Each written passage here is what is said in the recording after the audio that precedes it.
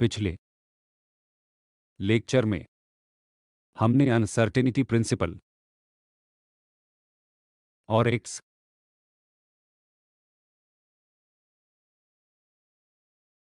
और पी के टर्म्स के संबंध में जाना है। इसका मतलब था डेल्टा पी एक्स हमेशा एच क्रॉस बाई 2 से बड़ा या उसके इक्वल होगा। इसे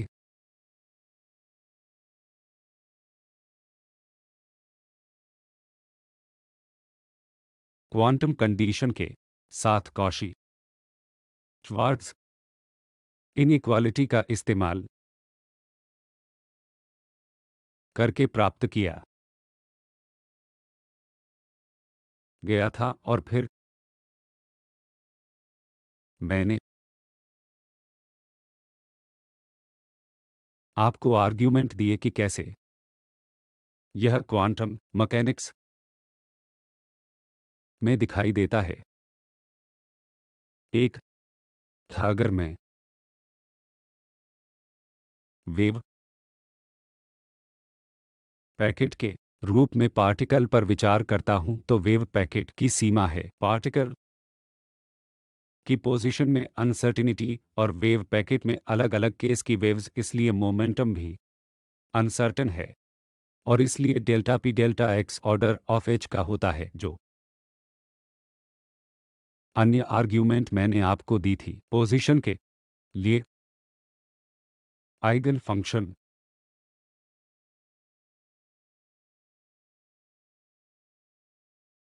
का इस्तेमाल, जो कि एक डेल्टा फंक्शन है और इसमें सभी इक्वल एम्पलीट्यूड की प्लेन वेव्स हैं, इसलिए डेल्टा एक्स हालांकि शून्य है डेल्टा पी इन्फिनिटी तक जाता है। तो जैसे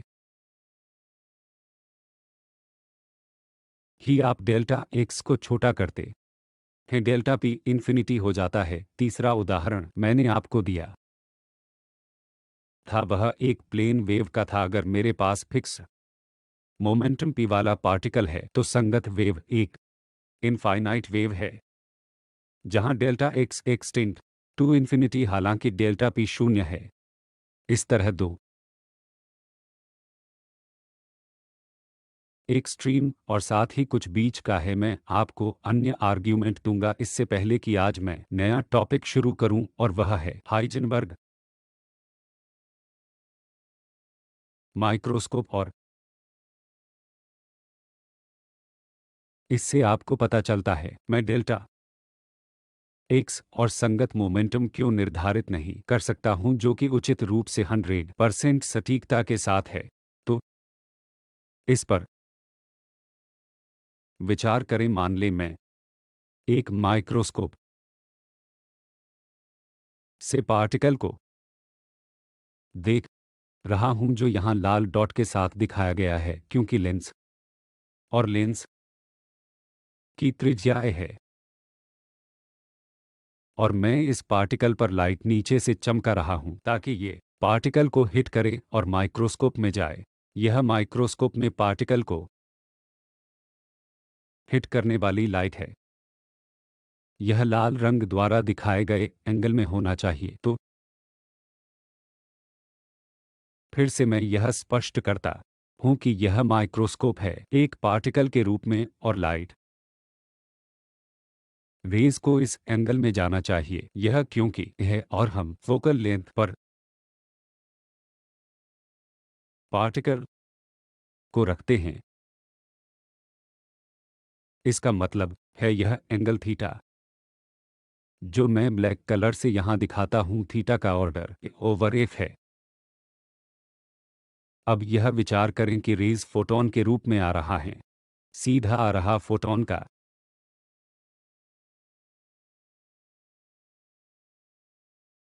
एंगल थीटा होता है। इसका मतलब है कि मोमेंटम फोटॉन के मोमेंटम में बदलता है, जो कि पी फोटॉन टाइम्स थीटा होगा, जो P photon times theta over F है। और फोटोन इसलिए इलेक्ट्रॉन को किक करता है और इसका मतलब है फोटोन पार्टिकल को इसलिए किक करता है और इसका मतलब है कि पार्टिकल का मोमेंटम इसके साथ ही समान मात्रा में बदलता है p फोटोन टाइम से ओवर f जो कि बदलाव है, तो मैंने पार्टिकल के मोमेंटम को बदला है। अगर मैं इसे बाद में मापता हूं, मैं यह नहीं कह सकता कि यह फोटोन पर हिट करने से पहले का है। तो पार्टिकल के मोमेंटम में अनसर्टेनिटी, अगर मैं देखता हूं कि इसका ऑर्डर यह है और यह मोमेंटम दिशा x को बदलता है, मैं इसे यहां दिखाता हूं, यह मेरी दिशा x है। पार्टिकल की पोजीशन के बारे में क्या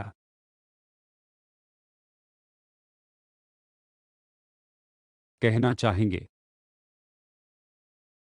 अब माइक्रोस्कोप की resolution lambda light divide by aperture size के ऑर्डर का है और इसलिए हम यह कह सकते हैं कि इस पार्टिकल को एंगल के बीच निर्धारित किया जा सकता है जो है डेल्टा थीटा। यह डेल्टा थीटा है इस एंगल डेल्टा थीटा के बीच, और इसलिए position delta except times delta theta order का होगा जो कि lambda light divide by A times F है। तो मैं डेल्टा एक्स की तुलना में बेहतर सटीकता के साथ पार्टिकल की पोजीशन को निर्धारित नहीं कर सकता हूं, और नतीजे के रूप में पार्टिकल के लिए मोमेंटम बदलाव भी है, और यह product delta x times delta P lambda light divide by times F times P photon times A over F है। यह ए एफ को कैंसिल करता है और lambda light times P photon का ऑर्डर एच है। इसलिए डेल्टा एक्स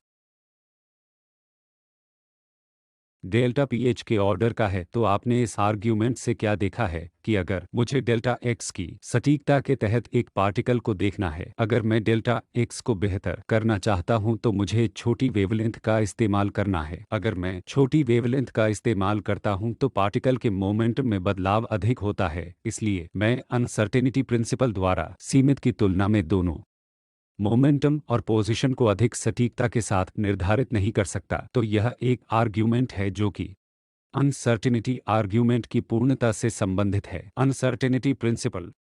मैं अब टाइम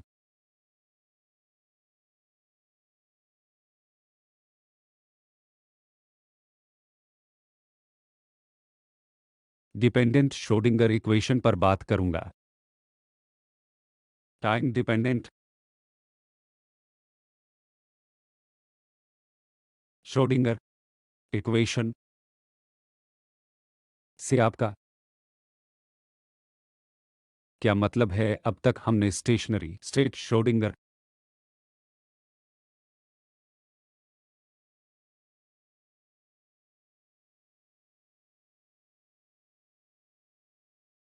इक्वेशन के बारे में जाना है। याद रखें, हमने स्टेशनरी स्टेट वेव इक्वेशन के बारे में आर्ग्यूमेंट दिए हैं जिससे स्टेशनरी स्टेट वेव इक्वेशन बनेगी। अब हम समझना चाहते हैं कि वेव फंक्शन कैसे टाइम के साथ बदलता है। तो अब तक हमने कैलकुलेट किया है कि इससे मुझे मिलता है साई एक्स। मैं यह भी जानना चाहता हूं कि साई एक्स टी क्या है, क्योंकि मेरे पास साई है, यह टाइम के साथ वॉल्व होता है और यह टाइम डिपेंडेंट श्रोडिंगर इक्वेशन है।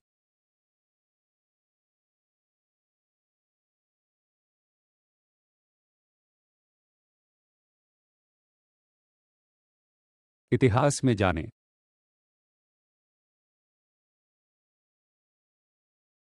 के बजाय और यह कैसे होता है, मैं आपको इक्वेशन देता हूं। इसे आई H cross T psi over D T के रूप में दिया गया है। मैं खुद को इस तक रिस्ट्रिक्ट कर रहा हूं। एक dimension minus H cross over 2 m के इक्वल है। अब मैं पार्शियल डेरिवेटिव का इस्तेमाल करूंगा क्योंकि साई दोनों एक्स और टी पर डिपेंड करता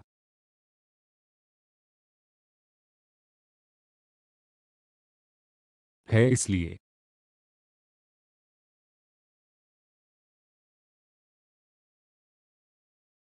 साई का partial with respect to X plus V X psi X T 3D analogue I H cross T psi D T R T होगा जो कि minus H cross over 2 m well square psi R T plus V R psi R T के equal होगा।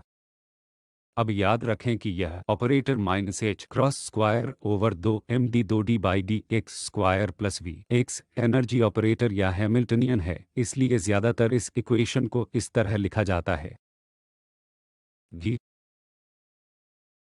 Sai over D T R T H operator psi R T के equal है।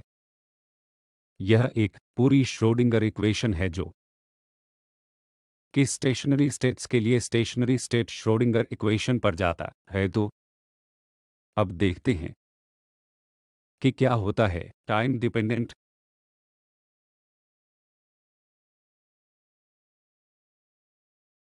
Schrodinger equation में TDS से लिखूंगा जो कि stationery states के लिए है।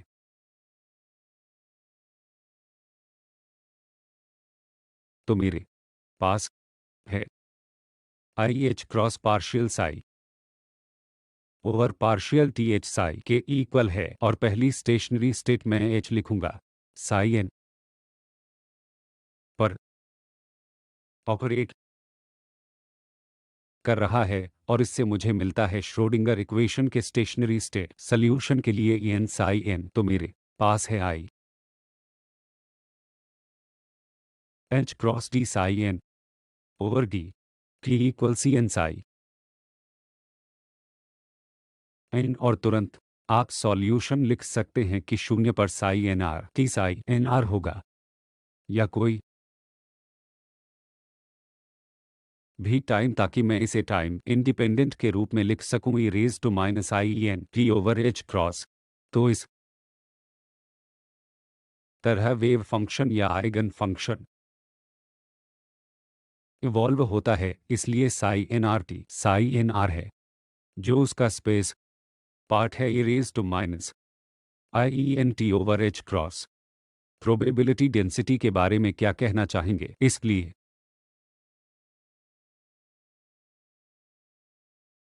प्रोबेबिलिटी डेंसिटी अधिक है psi N R T square और इसे psi N R mod square के रूप में दिया जाना है क्योंकि E raise to I N T by H cross का मोड स्क्वायर एक है और इसलिए यह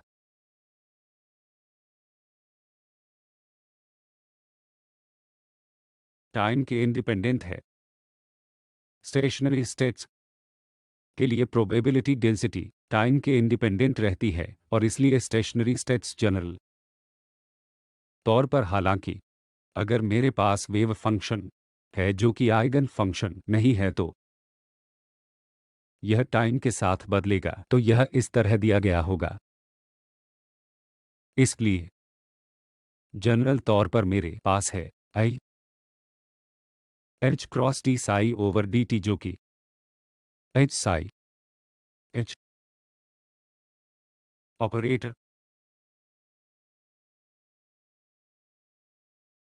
के इक्वल है। अब याद करें कि एच के आइगन फंक्शन का पूर्ण सेट बनता है जो हमने कुछ लेक्चर पहले बात की थी और इसलिए एक जनरल साई आर टी को समेशन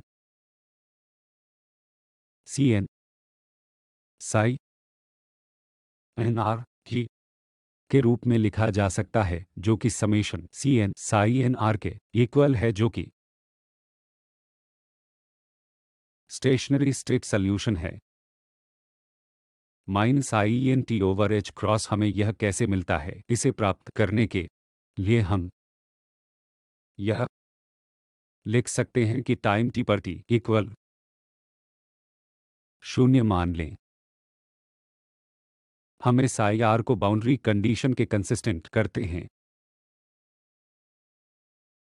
जो कि summation C N psi N R के रूप में दिया जाता है। यह हमेशा किया जा सकता है क्योंकि साइन एन एक पूर्ण सेट बनाता है और यह psi R equation summation C N psi N R over T I H cross को संतुष्ट करता है, जो summation C N H psi N होगा, जो कि कुछ नहीं बल्कि summation C N psi N R पर है। तो इसके लिए इक्वेशन होगी I H cross T psi R T over D T, जो कि summation N C N psi N R T के इक्वल है, और यह संतुष्ट होगी साई एन को time dependent psi N S और साई आर टी के रूप में लिख के यह होगा summation C N psi N R T, जो कि summation N C N psi N R E raise to minus I N T over H cross होता है। मैं तुरंत देख सकता हूं कि अगर मैं I H cross D psi R T over D T करता हूं, यह summation N C N psi N R times I H cross times minus I N over H cross E raise to minus I N T over H cross के equal होगा, जो कि इसके equal है। अगर मैं टर्म्स को cancel करता हूं आई टाइम्स माइनस आई एक है, तो यह summation N C N psi N R T times के यहाँ इक्वल है। यह वैसी ही इक्वेशन को संतुष्ट करता है जैसे कि हमने पहले देखा है, और इसलिए यह सॉल्यूशन है। आइए एक उदाहरण लेते हैं। मान लें मेरे पास बॉक्स में पार्टिकल प्रश्न है और शुरुआती सेट में मैं साई आर शून्य को तैयार करता हूं, जो sign cube pi X over L के रूप में दिया जाता है। बॉक्स की लेंथ एल है, क्या है? और हम यह प्रश्न पूछते हैं कि साई आर टी क्या है। आप पूछ सकते हैं कि मैं फ्रंट में नॉर्मलाइजेशन कांस्टेंट को अटेंड नहीं करता हूं, इसलिए मैं इसे लिख सकता हूं। यह पूर्ण रूप से हर समय समान रहेगा, इसलिए ओ टी मैटर नहीं करता है। मैं अभी सिर्फ आइगन फंक्शन पर ध्यान देता हूं। अब साई आर टी को ढूंढने के लिए मैं यह करूंगा कि sign cube pi x by L को लिखूंगा, जो कि प्रॉब्लम के आइगन फंक्शन के रूप में होगा, और फिर यह होगा साई एन आर टी, जो कि summation N C N psi N R E raise to minus I N T over H cross के इक्वल है। तो आई आइगन फंक्शन के रूप में साइन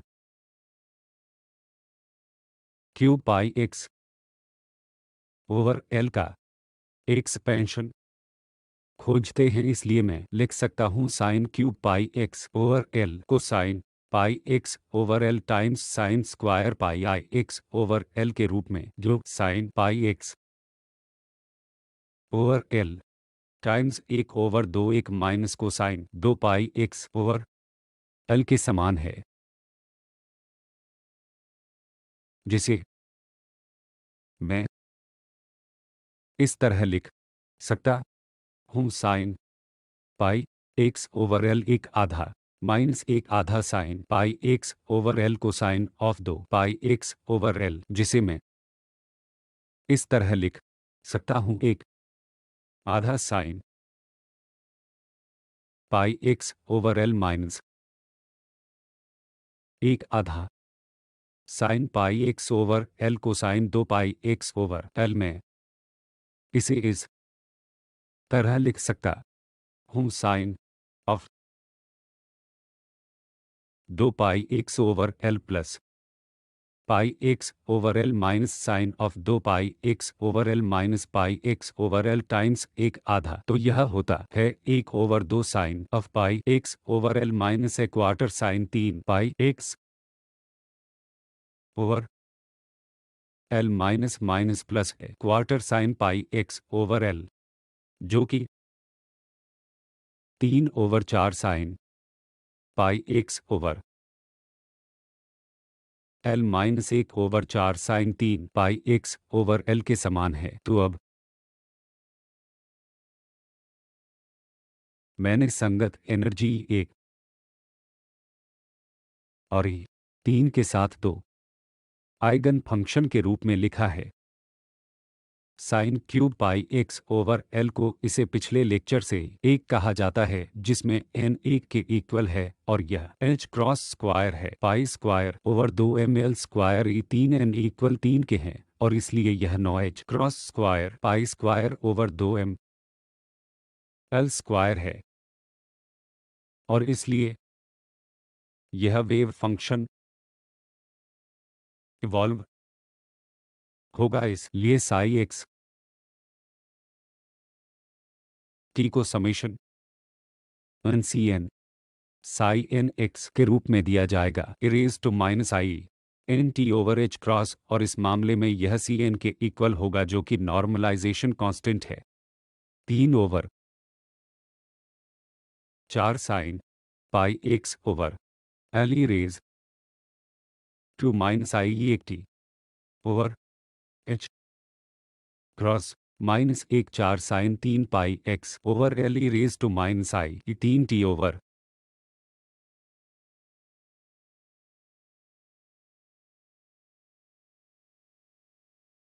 एक क्रॉस। तो इस तरह वेव फंक्शन टाइम में इवॉल्व करते हैं, इसलिए time dependent Schrodinger equation I H cross T psi over D T equal X I यह आपको बताता है कि कैसे वेव फंक्शन टाइम में इवॉल्व होते हैं। हैमिल्टनियन के आइगन फंक्शन के लिए प्रोबेबिलिटी डेंसिटी दूसरी तरफ टाइम के साथ एनर्जी आइगन फंक्शन बदलते नहीं है और आप इस उदाहरण से देखते हैं कि जनरल वेव फंक्शन के लिए प्रोबेबिलिटी डेंसिटी टाइम के साथ बदलेगी। आइए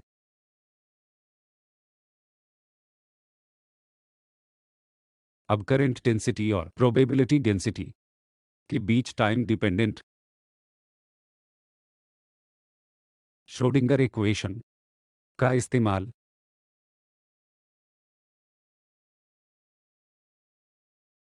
करके रिलेशनशिप को डिराइव करते हैं। इसलिए टाइम डिपेंडेंट थ्योरी में करंट डेंसिटी और probability density time dependent theory में करंट डेंसिटी क्यों होनी चाहिए यह कहना आसान है क्योंकि मैंने अभी कहा कि प्रोबेबिलिटी डेंसिटी मैं इसे रो के रूप में लिखता हूं और मैं खुद को फिर एक डी के रूप में रिस्ट्रिक्ट करता हूं जो साई एक्स टी वो स्क्वायर टाइम डिपेंडेंट है। इसलिए 0 dt 0 के इक्वल नहीं है और अगर प्रोबेबिलिटी को कंसर्व करना है जो कि होना चाहिए क्योंकि कुल प्रोबेबिलिटी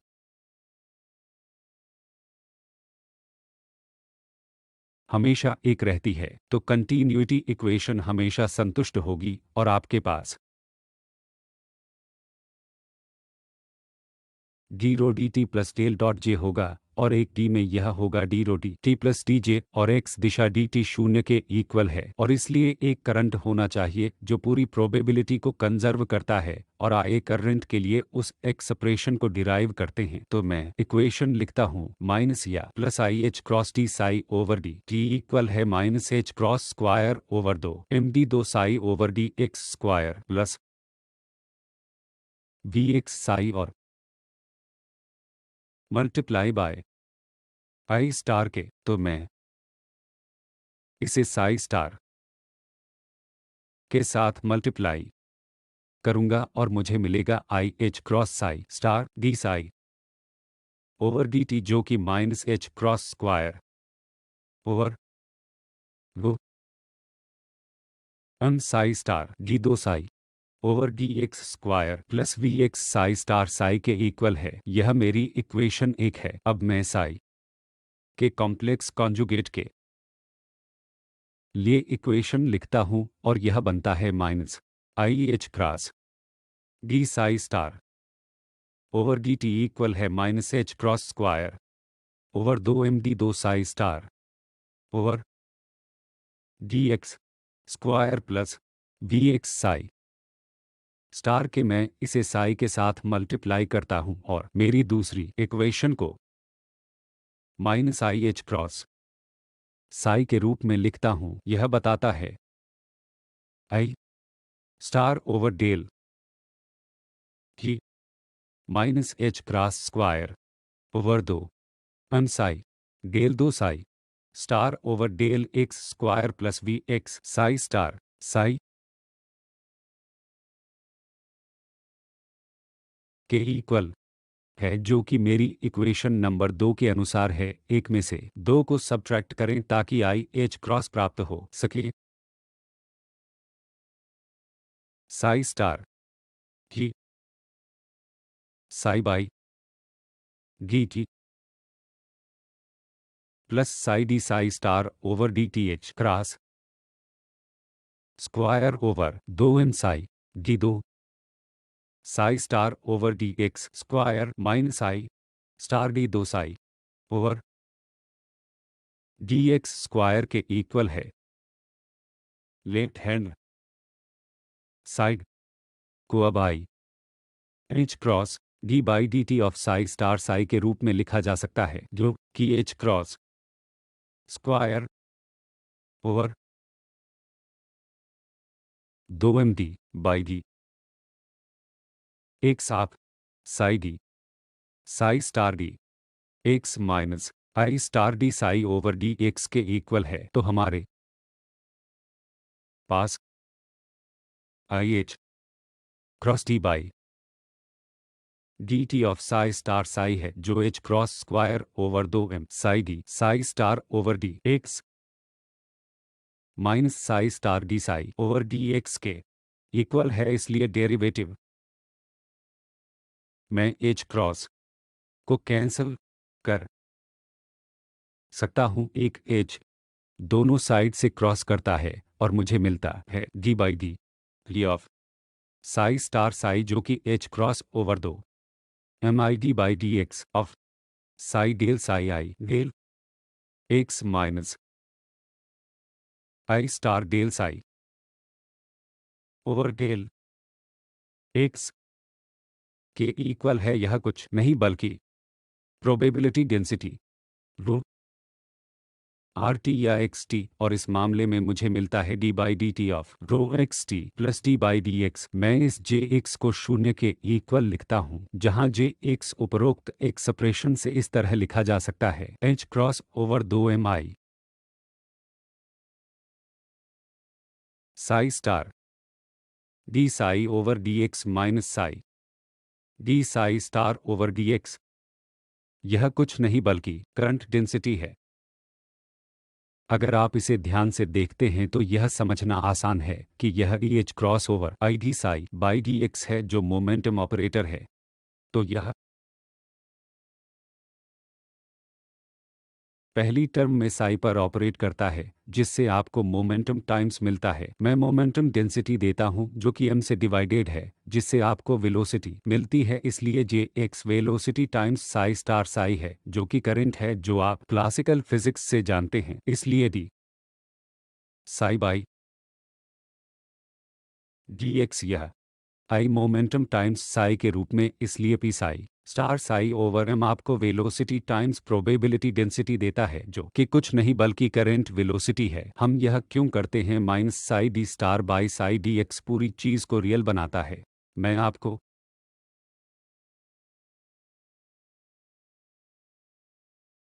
एक उदाहरण देता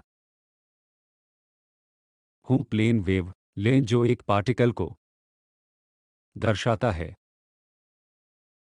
जो कि मोमेंटम p के साथ गतिमान है। इसलिए मेरे पास प्लेन वेव है psi equal A raise to I K X, और मैं एक नॉर्मलाइजेशन कांस्टेंट को रखता हूं सी साई स्टार साई कुछ नहीं बल्कि मोड सी स्क्वायर है, जो कि डेंसिटी और करंट डेंसिटी जे है। यह एच ओवर दो एम आई साई स्टार के इक्वल है, जो कि C star E raise to minus I K X T by D X of E raise to I K X minus सी है, और यहाँ सी होना चाहिए minus C raise to I K X D by X of C star raise to minus I K X, जो कि है H cross over 2 mi times 2 mod C square के, जो कि कुछ नहीं बल्कि एच क्रॉस के over M times mod C square है, जो कुछ नहीं बल्कि वेलोसिटी है, जो कि P over M time rho है। तो इस तरह थ्योरी में करंट डेंसिटी को परिभाषित करना उचित है। हमने रो मिलने जा रहा है, जिसे साई स्टार साई के रूप में दिया गया है, और जे को अब H cross over 2 mi psi star delta O psi minus psi delta of psi star के रूप में लिखा जाता है। तो मैंने लेक्चर 1 की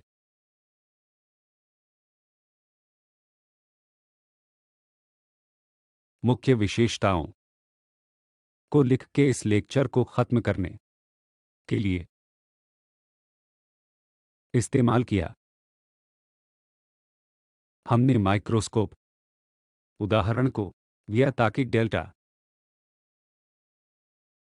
पी डेल्टा एक्स एच के ऑर्डर का है यह प्रदर्शित किया जा सके। फिर हमने time dependent Schrodinger equation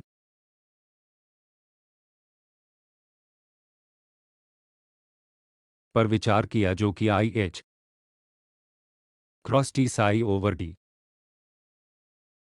T है, जो कि एच साई के इक्वल है, और अभी कहा है कि एच साई आर टी के आइगन फंक्शन के लिए फुटनोट को space part times A raise to minus I